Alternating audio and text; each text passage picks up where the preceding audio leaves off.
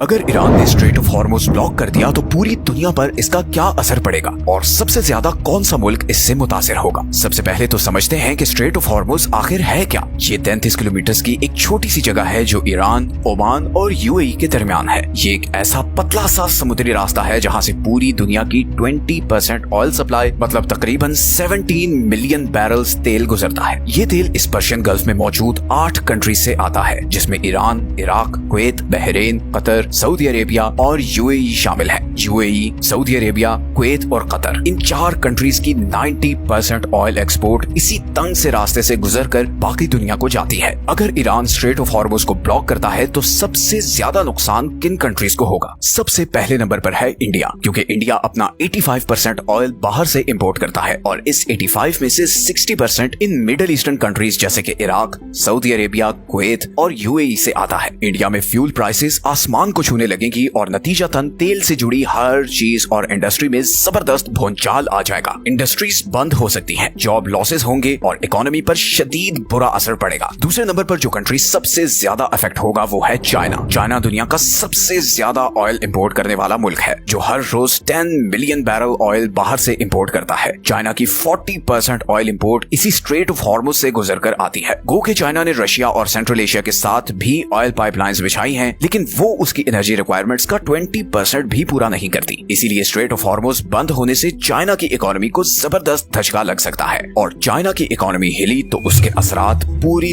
दुनिया में महसूस होंगे। तीसरे नंबर पर जो कंट्री सबसे ज्यादा मुतासिर होगा वो है जापान, क्योंकि वो अपना 90% ऑयल बाहर से इंपोर्ट करता है और उसमें से 75% इसी स्ट्रेट ऑफ हॉर्मुज से गुजर कर आता है। चौथे नंबर पर जो कंट्री सबसे ज्यादा मुतासिर होगा वो है सऊदी अरेबिया। सऊदी अरेबिया का 80 to 90% तेल इसी स्ट्रेट ऑफ हॉर्मुज के जरिए बाकी दुनिया को जाता है, जबकि सिर्फ 10% इधर रेड सी के साथ मौजूद कोस्ट लाइन से यूरोप को जाता है। तो ये चोक पॉइंट ब्लॉक होने से सऊदी इकोनॉमी पर बहुत बुरा इम्पैक्ट पड़ेगा। अगर एकदम किसी मुल्क के 80 to 90% रेवेन्यू को खत्म कर दिया जाए तो उसका क्या हाल होगा। कुछ ऐसा ही सऊदी अरेबिया के साथ हो सकता है और फिर बहुत पॉसिबिलिटी है कि सऊदी अरेबिया इस रूट को खोलने के लिए अपनी मिलिट्री का इस्तेमाल करे, जिससे सिचुएशन मजीद खराब भी हो सकती है। 5वें नंबर पर आता है पाकिस्तान, जिसका 90% ऑयल इसी स्ट्रेट ऑफ हॉर्मुज से गुजर कर आता है। पाकिस्तान अपनी 27% एनर्जी नीड्स इसी ऑयल से पूरी करता है। तो ये रूट ब्लॉक होने की सूरत में पाकिस्तान में जबरदस्त इन्फ्लेशन आ सकती है। लेकिन यहाँ पर एक बड़ी इंटरेस्टिंग चीज ये है कि क्योंकि पाकिस्तान ईरान के साथ बॉर्डर शेयर करता है तो कई गवर्नमेंट रिपोर्ट्स के मुताबिक पाकिस्तान का 35% डीजल अनऑफिशियली ईरान से आता है, जिसका मतलब है कि अगर ये रूट ब्लॉक होता है तो हो सकता है कि गवर्नमेंट फिर अंडरहैंड या इवन ऑफिशियली ईरान से तेल भी लेना शुरू कर दे। इसके बाद जिस कंट्री पर सबसे ज्यादा असर पड़ेगा वो है यूएई, क्योंकि उसका ऑलमोस्ट 72% ऑयल यहाँ से गुजरकर बाकी दुनिया को जाता है। यूएई के पास एक ऑल्टरनेटिव है हबशन फुजैरा पाइपलाइन, जिसके जरिए वो स्ट्रेट ऑफ हॉर्मुज को बाईपास करके 60% तक तेल वहाँ से दुनिया को एक्सपोर्ट कर सकता है। बट यूएई की इकोनॉमी का जो साइज है उसके लिए 40% का लॉस भी बहुत खतरनाक हो सकता है। इसके बाद फिर यूरोपियन कंट्रीज जैसे कि फ्रांस, जर्मनी और इटली हैं, जिनका ऑन एवरेज 10% ऑयल इसी स्ट्रेट ऑफ हॉर्मुज से गुजरकर आता है। वहाँ भी इस ब्लॉकेड का काफी बुरा असर पड़ेगा। ग्लोबल लेवल पर देखें तो प्राइस पर बैरल $150 से ऊपर जाने की प्रेडिक्शन है, जिससे फिर पूरी दुनिया में बहुत ज्यादा इन्फ्लेशन आ सकती है और शायद दुनिया एक जबरदस्त रिसेशन में चली जाए। तो ये सिर्फ 33 किलोमीटर का छोटा सा एरिया इतनी ताकत रखता है कि पूरी दुनिया को हिला कर रख दे।